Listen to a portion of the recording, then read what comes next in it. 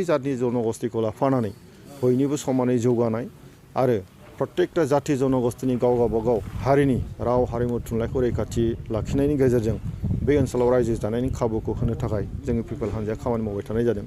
आथिखालाव प्रमद बर'नि दैदेननायाव बिटिसिनि जि सरकार बियो सोलिगासिनो दङ आरो बे सरकारनि गेजेरजों जोंनि बिटिसि ओनसोलाव थानाय गासै रायजो राजाफोरनि जौगानायनि हाबाया मावगासिनो दङ, जाफुंगासिनो दङ आरो बे बोसोरनै समावहाय बिटिआर एकर्डआ 2020 मायथाइयाव 27 जानुवारियाव जागायनायनिफ्राय दिनैसिम दिनैनि जे 2022 मायथाइनि 27 जानुवारिसिम जे बोसोरनै बे बोसोरनैनि गेजेराव गोबां सुक्तिनि दफाफोरा जाफुंसारबाय आरो माखासे दफाफोरा जाफुंनायनि लामायाव आरो जों मिजिंथिदों बे बोसोरसे बा बोसोरनैनि गेजेरावनो 100% जोंनि जे बिटिआर एकर्डनि जे दफाफोर बियो जाफुंसारगोन आरो जों बयबो मिथिगौ भारतनि गाहाय मन्त्रि, भारतनि नखर मन्त्रि आरो आसामनि गिबि मन्त्रि गासैबो बे एकर्डखौ जोथोन लागासिनो दङ, जाफुंसारनांगौनि थाखाय खामानि मावगासिनो दङ आरो जों ओंखायनो आसा थिदों जे बोसोरसे बोसोरनैनि गेजेरावनो जोंनि दफाफोरा जाफुंसारगोन।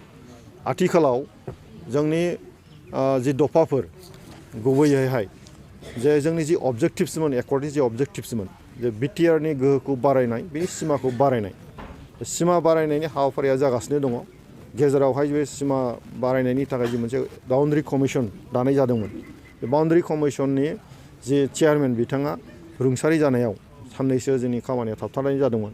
नाथाय दा आथिखालाव गोदानै सासे आशिष कुमार भुटानी आइएएस अफिसार बिथांनो दायथ' होफिननाय जाबाय आरो बेनि जि कमिसननि आयु बेखौ 31 नैबे मार्चसिम बारायनानै होनाय जादों। ओंखायनो जों मिजिंथिदों जे 31 मार्चनि गेजेरावहाय जोंनि जि सिमानि जेंना बेयो थाबैनो जाफुंसारगोन आरो आसामनि जि गिबि मन्त्रि बिथाङा गोसो गोथारै गोख्रोङै बेनि सायाव नोजोर होगासिनो दङ आरो जोंखौ खोथा होदों जे थाबैनो बेनि बागै सावरायनानै जोङो थिग खालामनाय जागोन। मोनसे खोथाया जोङो बयबो बुजिलायनांगोन जे मोनसे एकर्डआ मावफुंनांगौआव सम लाखायो। बिटिसि एकर्डआ 2003 मायथाइयाव जादोंमोन बिएलटिजों जि सुक्ति जानाय बेयो दिनैहाय फैयैहाय बिपिएफ हान्जा दानानै जाय सुक्ति खालामदोंमोन 2003 मायथाइयाव 17 बोसोर सालायबाय। 17 बोसोरावबो माखासे दफाफोरखौ मावफुंजोबनो हायाखै, सम लायो आरो जोंनि जे माने बिटिआर एकर्ड बेयो दिनै बोसोरनै जानानै थांबाय। गेजेर ससेयाव बोसोरसेयानो खामानि मावनो हाखादिया, कर'ना फैबाय। फारसेथिं बिटिसि सरकार हिसाबै प्रमद बर'नि दैदेननायाव बोसोरसे जादों नंगौ, नाथाय बोसोरसेनि गेजेरावबो जोङो बोसोरसे फुरा खामानि मावनो मोनाखै। बेखौ बयबो रायजो राजाफ्रा मिथिदों आरो बुजिनाया मोजां जागोन। दा बाथ्राया जाबाय माखासे दफाफ्रा फ्राय आं बुंनो लुबैगोन जे 80% दफाफ्रा फ्राय जाफुंनायनि लामायाव दं। दा बाउन्डारि कमिसननि बियो आन्डार प्रसेसआव दंबाय थायो।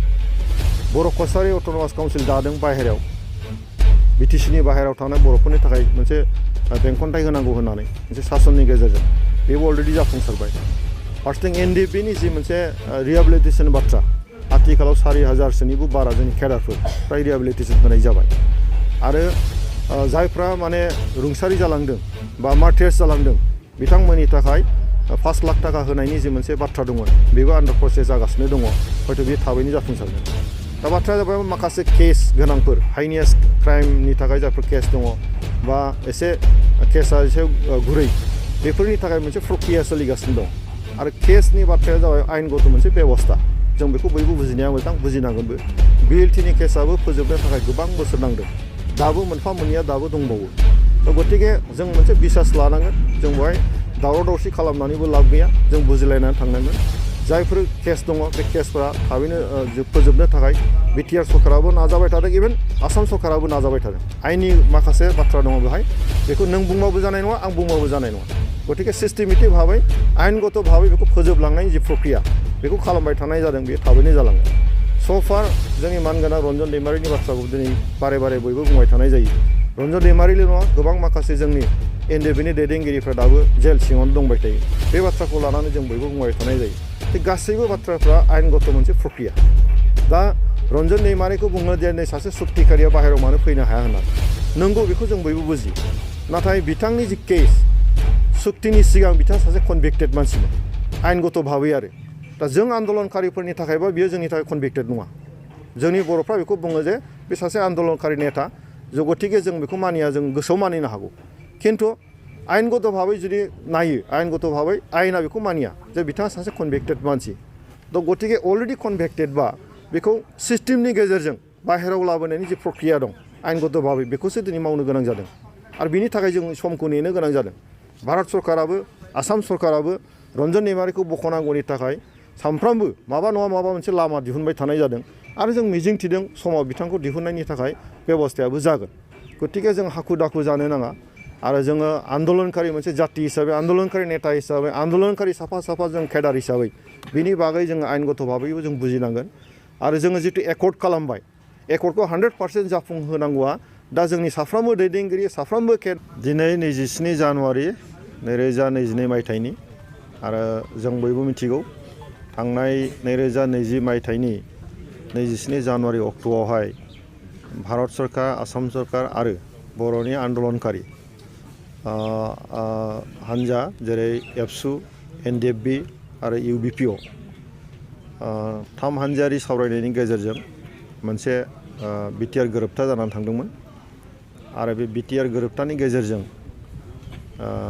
2003 मायथाइयाव बिटिसि जि सुक्ति दथि फारिलाइनि गेजेरजों जे बर'फोरनो मोनसे खुंथायारि गोहो होनाय जादोंमोन बेखौ फोजौनानै आरो गोख्रोंसिन खालामनानै बे बिटिआर एकर्डखौ खालामनाय जादोंमोन आरो फैयै फैयै बे एकर्डआ दिनैहाय नैथि खेबनि थाखाय जोङो बे एकर्डखौ फालिफैदों दिनैनि बे बुब्लियावहाय आङो गिबियावनो गासै बिटिसि ओनसोलनि एबा बिटिआर ओनसोलनि रायजो राजाफोरनिसिम गाहाम हामलायनायखौ आं बावहरदों आरो जों इउपिपिएल हान्जानिफ्राय गासैबो जोंनि जिल्ला कमिटि ब्लक कमिटियाव दिनैनि बे नैथि बिटिआर एकर्ड सानखौ फालिनो थाम थिम खालामबाय थानाय जादों दिनैबो बे जोंनि 10 दुवार्स माने चिरां दुवार्स जि जोंनि ब्लक कमिटि इउपिपिएल बिनि बानजायनायावहाय दिनै बे सातिपुरनि जोंनि मावख'आव बे हाबाफारिखौ लानाय जादों आरो कभिड प्रट'कलखौ मानिनानै जोङो गिदिर खालामनो हाया जिहेतु जोङो थिलेबलेबैब्लाबो जोंनि मावथिफ्रा जयैनो जानानै दिनै बे हाबाफारिखौ लानाय जादों बयनिसिमबो गाहाम हामलायनायखौ आङो बावबाय आरो गासैबो रायजो राजाफोरनिसिम आं साबायखर बावदों जे बिटिआर एकर्डनि गेजेरजों जोंनि गेजेराव सान्थि फैबाय गोजोननाय फैबाय आरो बे बिटिआर एकर्डनि गेजेरजोंनो बिटिसि ओनसोलावहाय एबा बिटिआर ओनसोलावहाय जि मोनसे आन्दलन दंमोन बे आन्दलना जोबनानै फैदों आरो बिभिन्न जाति जनगोष्ठीनि गेजेराव जेरैबायदि मोनसे दावराव दावसि दङमोन गावजों गाव सैलायै मोनसे थासारि दङमोन बेबो दिनै जोबनानै फैबाय मोजां मोनसे थासारिनि गेजेरजों बेवहाय गणतान्त्रिक बेवहाय मोनसे राजनिति बेवहाय सोलायनो हमदों आरो बयबो गावनि गोसोनि बाथ्राखौ बुंनायनि दिनै खाबु फैबाय आरो जों बेखौनो मिजिंथिदों फैबाय थानाय समावबो गणतान्त्रिक भाबै बयबो बेवहाय राजनिति खालामथों जायखि राजनिति हान्जायानो जाया मानो बयबो जौगानायनि थाखाय सिन्था खालामथों बयबो जाति जनगोष्ठीखौ बजबनाय खामानि मावलायथों आरो जों इउपिपिएल राजनिति हान्जाया फैबाय थानाय समावहाय बे ओनसोलनि गासै जाति जनगोष्ठीखौ